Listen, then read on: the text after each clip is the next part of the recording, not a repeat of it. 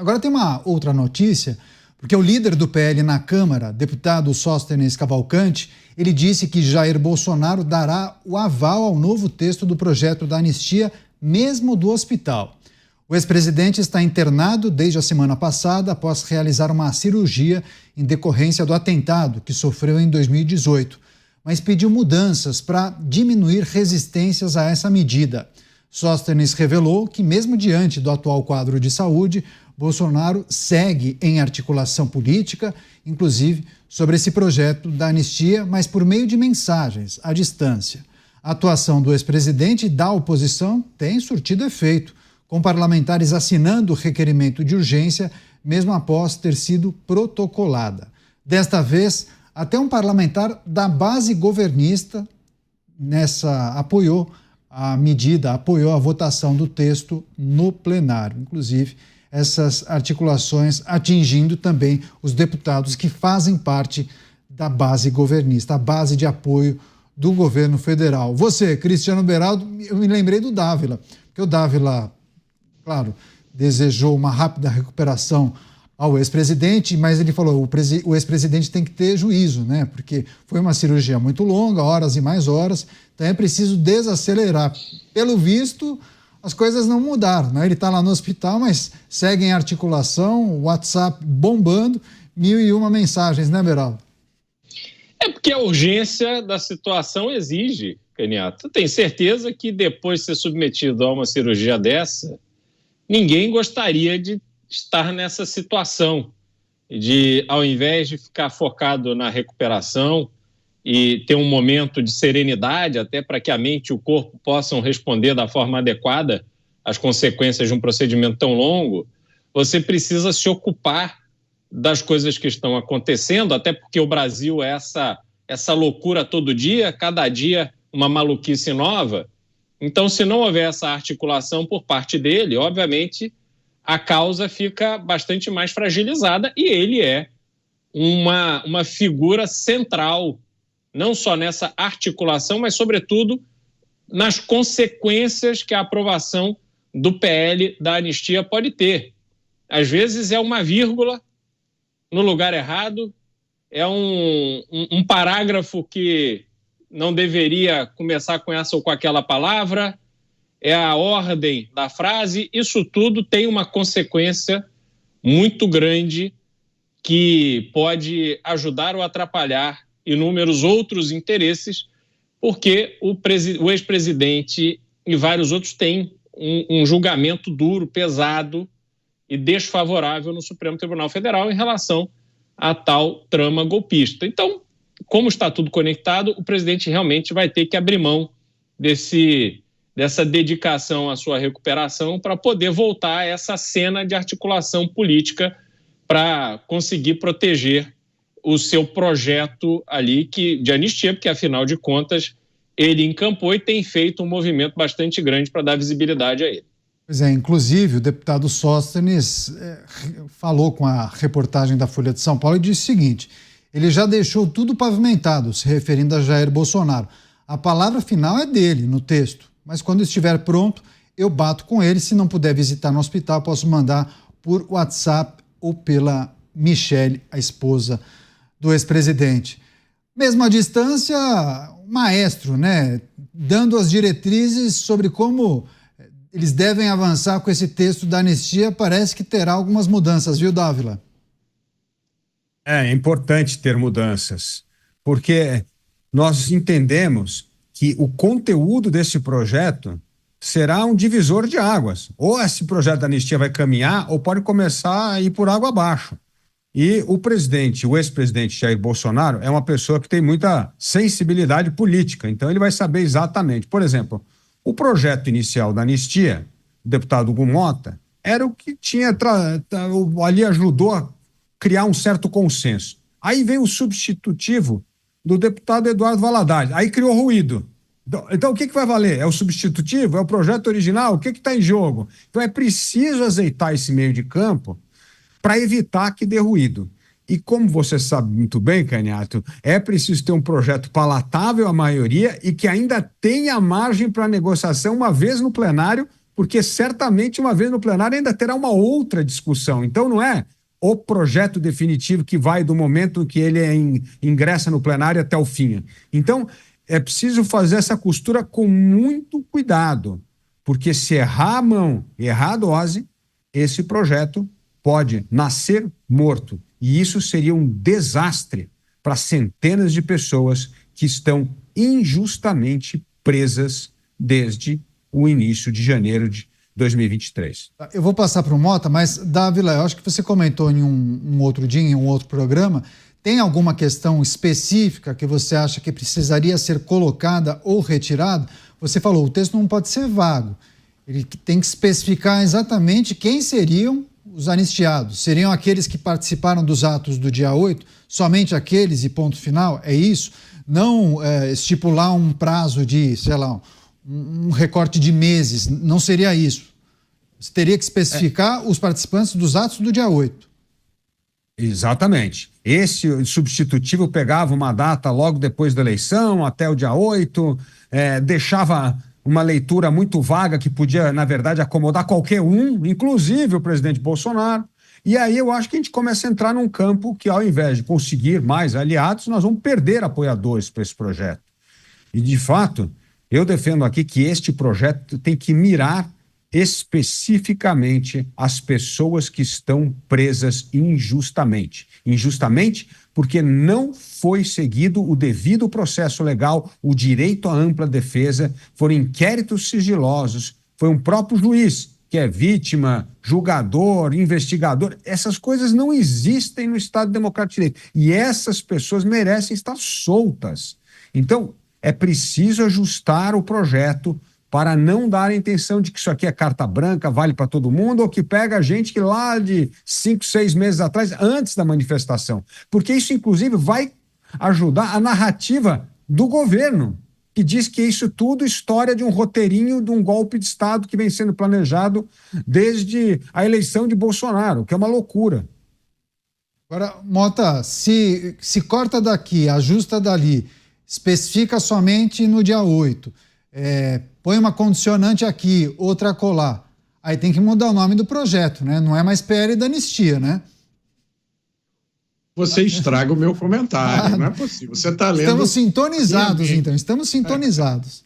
Sempre, sempre. Mas eu quero começar aqui divergindo respeitosamente da opinião do meu colega Dávila, porque o Dávila diz que a anistia é para corrigir uma injustiça e para tirar da cadeia pessoas cuja condenação não seguiu o devido processo legal. Eu discordo. Na minha visão, a anistia não é para isso. A definição de anistia é perdão de crimes. É isso. Veja, se nem cometidos crimes foram, então não é caso de dar anistia, é caso de anular o processo. Se não foi cometido crime, como é que você vai dar uma anistia para fazer justiça? A justiça é feita anulando-se o processo, pedindo desculpas a essas pessoas, indenizando-se as pessoas, né? Acho que isso seria fazer justiça. A definição de anistia é perdão de crimes. Você cometeu um crime, você foi processado, você foi condenado, está cumprindo pena, não começou ainda, aí vem a anistia e diz, olha, esqueçamos os seus crimes, vamos tocar para frente. Agora, tudo indica que essa anistia não será ampla, geral e restrita, como foi a anistia que inúmeros políticos da esquerda, inclusive alguns que ainda estão em atividade hoje, receberam em 1979. Essa anistia, tudo indica, em vez de ampla, geral e irrestrita, ela será estreita, específica e restrita. E mesmo assim, ainda corre o risco de não passar pelo crivo judicial. Pois é, e essa é uma possibilidade, inclusive. Agora, Beraldo, você acha que se essa anistia for parcial e beneficiar ou abarcar somente aqueles que participaram dos atos do dia 8, você acha que mesmo assim isso não pode, em alguma medida, ajudar a defesa de Jair Bolsonaro e também dos aliados que foram que serão julgados pela Suprema Corte Brasileira, porque acaba quebrando parte da tese ou da teoria da Procuradoria-Geral da República, não? O grande complicador, né, a complexidade reside justamente na tese estabelecida pela Procuradoria-Geral da República na denúncia de Jair Bolsonaro e outros. Por quê? Toda acusação vai numa linha de que a trama golpista que aconteceu dentro do Palácio do Planalto foi a motivação que desembocou no 8 de janeiro. Então, aquelas pessoas que ali dentro do Palácio do Planalto, ainda durante a gestão de Jair Bolsonaro, eles fizeram um plano em que esperariam o presidente eleito tomar posse. Isso aconteceu. Aí, uma semana depois da posse, eles iam reunir pessoas na Praça dos Três Poderes e essas pessoas iriam, então, invadir os prédios públicos num domingo, enquanto esses prédios públicos estivessem vazios.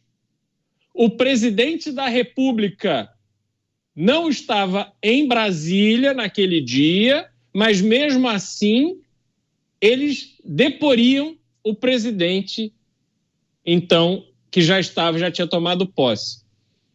Essa lógica, Caniato, ela só faz, quer dizer, ela não faz sentido nenhum, mas ela só tem algum ponto, um fio condutor, se conectar o que aconteceu no Palácio do Planalto antes da posse de Lula com o 8 de janeiro. À medida em que a anistia é aprovada dizendo o que aconteceu em 8 de janeiro não foi tentativa violenta de abolição do Estado de Direito e mais tantos outros crimes contra a democracia, este fio condutor se rompe. Não tem como pegar o que aconteceu dentro do Palácio do Planalto a partir das investigações feitas, a partir daquilo que o próprio ex-presidente reconheceu ter feito, da delação premiada de Mauro Cid e tal. Não tem como aquilo virar algo concreto.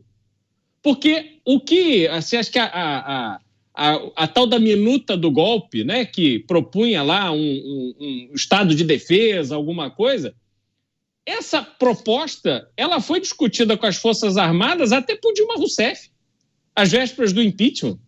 Quer dizer, você discutir isso pode mostrar uma eventual intenção sua, que você discorda ou concorda, tudo bem. Mas discutir não é fazer.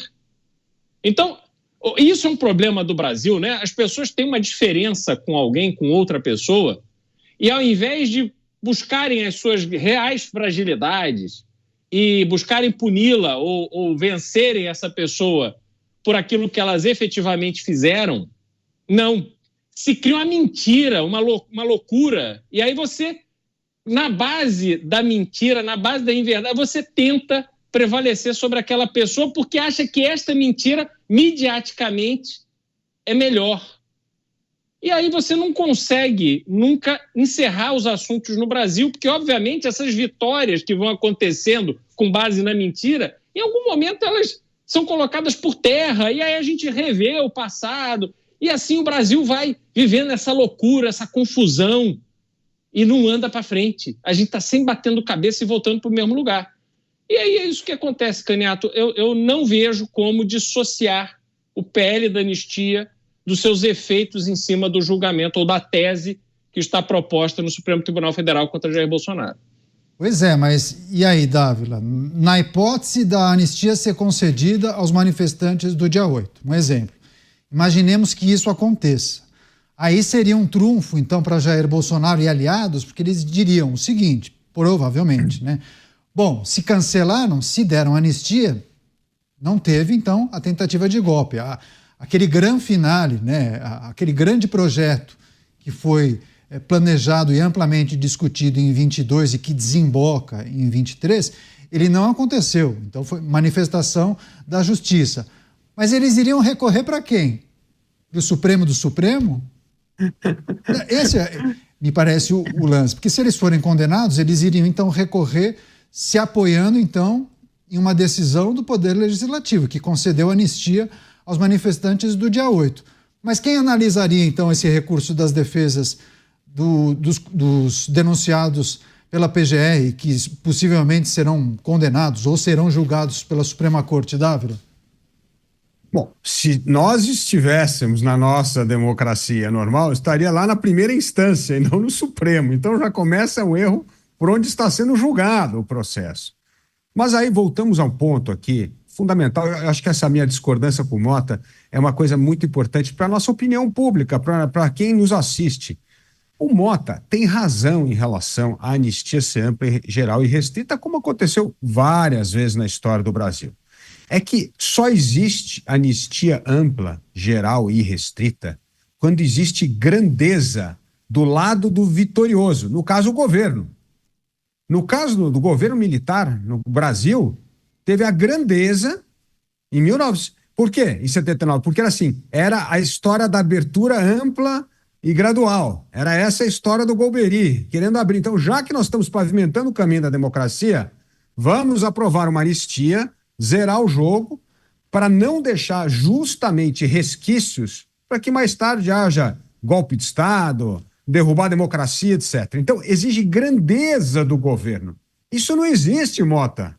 Não existe. Por isso que não vai passar uma anistia ampla, geral e restrita. Se você insistir nessa tese, meu amigo Mota, vai para o Congresso e vai ser derrubado no Congresso. E essas pessoas que estão presas injustamente vão continuar no cárcere. Este é o ponto. Não existe grandeza no governo para ter uma anistia ampla, geral e restrita. Então, este é o problema. Se insistirmos nesta tese, nós vamos manter centenas de pessoas julgadas indevidamente, sem o devido processo legal, preso. Isso é um absurdo. A melhor saída, como eu sempre gosto de dizer aqui, né, Canhata, nos pingos nos is, seria a autocontenção do Supremo. É o Supremo rever as penas. O ministro Fux deixa aí o teu vento sudoeste de esperança aí, capaz que haja alguma revisão de pena, dosimetria, individualização de pena, etc. Mas o fato é que hoje, politicamente, se insistirmos numa anistia ampla, geral e restrita, nós estamos condenando centenas de pessoas a permanecer no cárcere. E isso seria uma enorme injustiça contra esses brasileiros. Programa Os Pingos nos Is, o PL da anistia em análise com os nossos comentaristas nesta edição.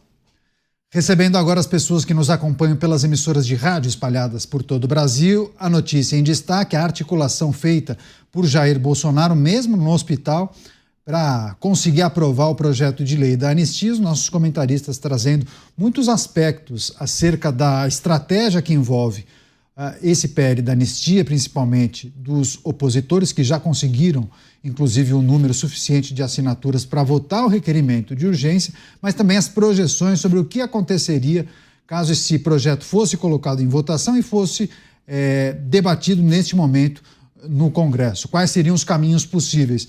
Eu vou devolver para o Mota, porque o Dávila fez um apontamento, uma ponderação em cima de uma análise do Mota. Certamente o Mota vai trazer algum contraponto. Mota, eu me lembro que na aprovação da reforma tributária, muitos parlamentares frustrados falaram o seguinte: bom, foi a reforma possível, né? Quase que justificando. Não deu para fazer tudo, né? Foi a reforma possível. Escutando o Dávila falar, é mais ou menos aquela história. Foi a anistia possível. Não daria para passar daqui. Foi o que deu para fazer, Mota. Eu não quero dizer para os meus filhos, Craniato, é o Brasil possível. É isso que deu para fazer. Eu não aceito isso. Eu compreendo perfeitamente o que o Dávila está falando. Eu sei que a política é a arte do compromisso. Eu sei que você tem que saber negociar. Mas vamos colocar as cartas na mesa aqui, os pingos nos is. Vamos ter um momento aqui de sinceridade brutal. O governo não tem nenhuma intenção de deixar com que essas pessoas saiam da cadeia. A gente sabe disso.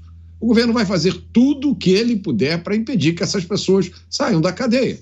O governo, não. O Estado brasileiro. Vamos deixar isso bem claro.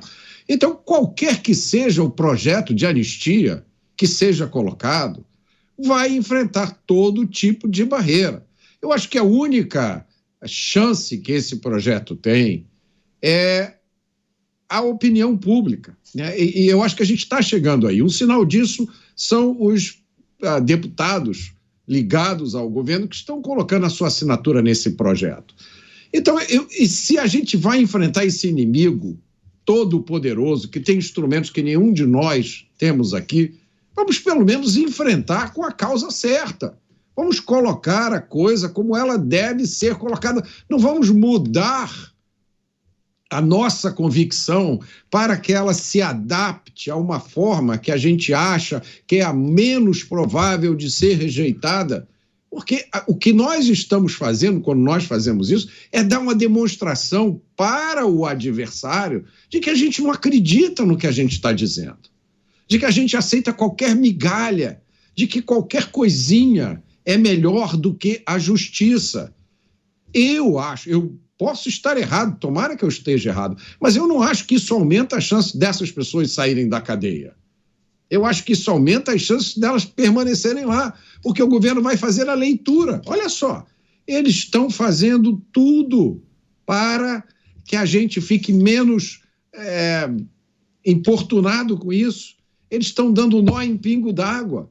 Nós aqui, ó, em 79, nós tivemos anistia ampla, geral e restrita. A deles não vai ser assim, não. A deles vai ser minúscula. Nós vamos dar anistia só para quem tiver nome começado com A. E só vai sair da cadeia se tiver chovendo no dia. Se tiver sol, não vai poder sair. Assim, qual é o limite para isso? Na minha leitura, lógico, eu não estou no Congresso Nacional, eu não sei tudo o que se passa por trás. Eu não tenho as informações que, por exemplo, o presidente Jair Bolsonaro tem, que o deputado Sóstenes tem. Eu estou fazendo uma análise com os elementos que eu tenho. E aqui onde eu estou, eu olho para o Brasil onde a gente vive hoje e digo, muita coisa que está acontecendo hoje no Brasil e que a gente deplora é porque faltou homens com convicção para dizer não, isso está errado, por aí não pode, não é assim que se faz. É como a crítica que eu fiz à diplomacia brasileira, é como a crítica que eu posso fazer a várias instituições brasileiras que nesse momento se calam diante dos maiores absurdos. Então, mais uma vez, eu torço para que eu esteja errado. Tomara que essa anistia medida, a conta-gotas, feita como um alfaiate, para não provocar ninguém, para tirar só as pessoas que não fizeram nada. Percebam bem, nós vamos anistiar quem não cometeu crime. Percebam, nós vamos anistiar pessoas que não cometeram crime. Bom, se isso tirar essas pessoas da cadeia, eu acho que o objetivo terá sido atingido. Mas eu temo que o efeito seja justamente contrário. Pois é, pontos bem sensíveis. Ceder ou não ceder, o quanto é possível mudar desse texto sem desconfigurar, inclusive, a causa. Dávila, quer trazer rapidinho o seu ponto de vista em cima do que disse o Mota? Depois eu passo para o Beraldo fechar. Vai lá. A política de convicção sempre é o que deveria guiar um homem público. Mas neste caso específico, é muito mais fácil defender convicção quando você está solto do que quando você está preso. E a minha solidariedade hoje está com as pessoas que estão presas. E se você conversasse com essas pessoas que estão presas, elas iriam defender a anistia para soltá-las. Porque o restante ainda não foi sequer feita uma acusação formal. Aliás, não dá nem para anistiar uma pessoa que não tem uma acusação formal. Então, eu entendo que nós precisamos olhar para esses brasileiros que foram injustiçados. Eles é que é o senso de urgência, eles que nós temos de tirar da cadeia, porque é tirando essas pessoas da cadeia é que nós vamos começar a recuperar um pouquinho da confiança perdida no Estado democrático e direito, no devido processo legal e na lei. Para fechar você, Beraldo, as questões que envolvem o PL da anistia e o quanto é possível ceder, flexibilizar a sua convicção para chegar ao seu objetivo? Mota, eu sou intransigente com o bem do Brasil, com o cumprimento das leis, com a ideia de ter uma Constituição que efetivamente faça sentido num país que ainda tem tudo a fazer, onde as instituições se respeitem e se contenham. Eu luto por essas coisas com uma veemência muito grande. Mas quando a gente olha para o Congresso Nacional, a gente precisa agir de forma estratégica e com inteligência. Por quê? Porque são 513 deputados. Representam o povo brasileiro, esse povo brasileiro que, numa parte significativa, a gente precisa reconhecer isso, foi formada por Paulo Freire. Pessoas que colocam ali representantes com os quais se identificam, mas que muitas vezes não têm a menor ideia do que ali estão fazendo. Pessoas que vendem o seu voto em troca de emenda. Pessoas que, sem entender do que se trata o assunto, sem ter capacidade até cognitiva algumas vezes para se aprofundar no tema, seguem a ordem do presidente do partido, porque é o presidente do partido que garante as benesses que essa pessoa recebe. Portanto, a inteligência e a estratégia tem que vir do lado interessado. A negociação, ela tem que se dar no contexto em que o texto apresentado já prevê as gorduras que serão cortadas para preservar aquilo que é essencial. O essencial, neste momento, é fazer com que aquelas pessoas que foram presas em decorrência de estarem presentes, e algumas, de novo, reforço isso, algumas alegam que nem na Praça dos Três Poderes estavam, mas seguem presas. Que essas pessoas possam responder pelos crimes que efetivamente cometeram, caso tenham cometido. Mas que não sejam instrumentos de demonstração de força e poder por aqueles que querem perseguir uma pessoa. Nós não podemos permitir que este Brasil da perseguição política, esse Brasil que manda quem pode e obedece quem tem juízo, que isso custe o tempo de vida de pessoas inocentes de graves crimes pelos quais estão sendo acusadas, ao mesmo tempo que aqueles que efetivamente cometem crimes graves estão não só sendo soltos, colocados nas ruas, mas muitas vezes confraternizando com aqueles que ocupam a mais alta corte brasileira e estão instalados no Palácio do Planalto e também pelos representantes que estão no Congresso Nacional. Essas cenas vergonhosas de pessoas que já estiveram presas porque confessaram repassar a políticos dinheiro que roubaram do Estado brasileiro com sobrepreço dos serviços que prestaram. Essas pessoas hoje são festejadas. Então, diante deste cenário, é preciso agir com estratégia e inteligência para alcançarmos o primeiro objetivo essencial, mas que não resolverá todos os problemas do Brasil. Mas é um passo fundamental nesse momento.